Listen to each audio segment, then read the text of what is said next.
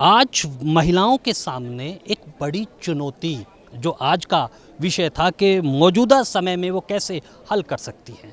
सारे महिला अपना इकोनॉमिक इंडिपेंडेंस रखना बहुत इम्पॉर्टेंट है। महिलाओं को क्यों इज्जत नहीं मिल रहा है? It's because they don't have that earning capacity.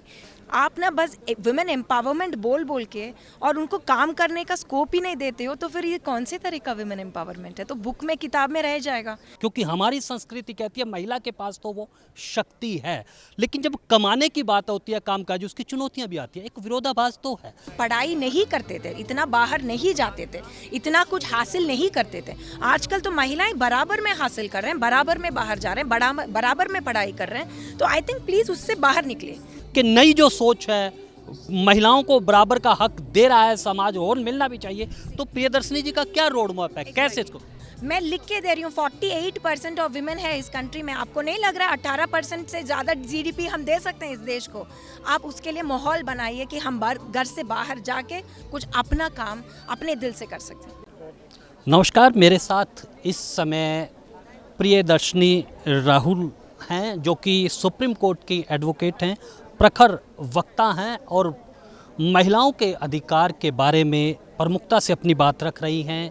मौजूदा समय में महिलाएं वर्तमान संकट से कैसे निपट सकती हैं, इस पर उन्होंने एक यहाँ पर स्पीच दी है, काम की बातें कही हैं।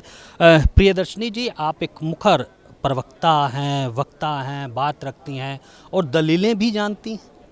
आज महिलाओं के सामने एक बड़ी चुनौती जो आज का विषय था कि मौजूदा समय में वो कैसे हल कर सकती हैं, आपकी नज़र में पहली बात? सी एक्चुअली चैलेंजेस वुमेन के लिए तो एक दिन का काम नहीं है। तो आप इतिहास से भी कभी भी देखते हो तो वुमेन का चैलेंजेस और वुमेन चैलेंजेस को फेस करके उससे आगे बढ़ना, तो लग रहा है कि हमसे कुछ unique we have a unique spirit in that. मतलब इट्स नॉट वेरी इजी, इसलिए शायद बोलते हैं हम शक्ति हैं। शक्ति को आप दबा नहीं सकते हो। तो चैलेंजेस आते हैं, तो चैलेंजेस हमारे मम्मी को भी आए होंगे, दादी और नानी को भी आए होंगे, but at every point in time हम उसको फेस कर रखे हैं। तो I am a very progressive person. मैं तो प्रॉब्लम को थोड़ा ज़्यादा ब्लोट आउट करके देखने से बढ़िया, प्रॉब्लम है हमारे सामने तो उसको कैसे सॉल्व करने के लिए सोचती हूँ। तो सबसे पहले सारे महिला अपना इकोनॉमिक इंडिपेंडेंस रखना बहुत इम्पॉर्टेंट है।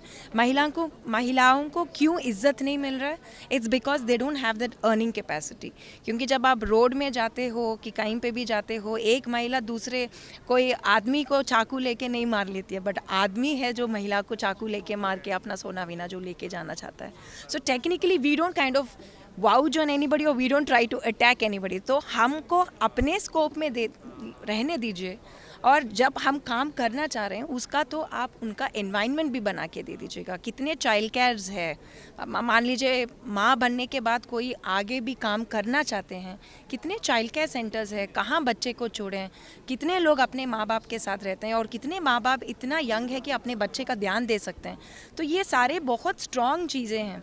आप ना बस वुमेन एम्पावरमेंट बोल बोल के और उनको काम करने का स्कोप ही नहीं देते हो, तो फिर ये कौन से तरह का वुमेन एम्पावरमेंट है? तो बुक में किताब में रह जाएगा। अभी देखिए तो कम से कम 20 करोड़ न्यू यंग वोटर्स है। 2024 में वोटिंग आप देखते हो 98 करोड़ पीपल में 20 crore people are youngsters. Youngsters का डेफिनेशन ये है कि 29 ईयर्स के पहले तक। सो टेक्निकली यही लोग हैं आगे 30-40 साल आगे देश को आगे बढ़ के लेके जाने वाले हैं, और आप उनको सिस्टम हैंड में नहीं देते हो तो वही भी यही करते रहेंगे। जब तक आप शादी नहीं करोगे, जब तक बच्चे नहीं होगा, आप इकोनॉमिक इंडिपेंडेंस रखो, फिर उसके बाद आपको घर बैठना पड़ेगा। So you can't stop a women from working just because she has motherhood, and this is very very disturbing. Priyadarshini ji, एक सवाल ये उठता है, जो बात दादी के पास थी, नानी के पास थी, आज वो नातिन के पास नहीं है, पोतिन के पास नहीं है। करुणा, प्रेम, परिवार को जोड़ने की ताकत, क्योंकि हमारी संस्कृति कहती है महिला के पास तो वो शक्ति है, लेकिन जब कमाने की बात होती है कामकाज, उसकी चुनौतियां भी आती है। एक विरोधाभास तो है, इसको कैसे कंट्रोल किया जा सकता है? See, actually, I think we have crossed over that phase. I think we first have to accept हमने वो फेज क्रॉस कर चुके हैं। आप जो बातें बोल रहे हो ना, ये 30-40 साल पुराने के बात है, जब महिलाओं इतना मतलब पढ़ाई नहीं करते थे, इतना बाहर नहीं जाते थे, इतना कुछ हासिल नहीं करते थे। आजकल तो महिलाएं बराबर में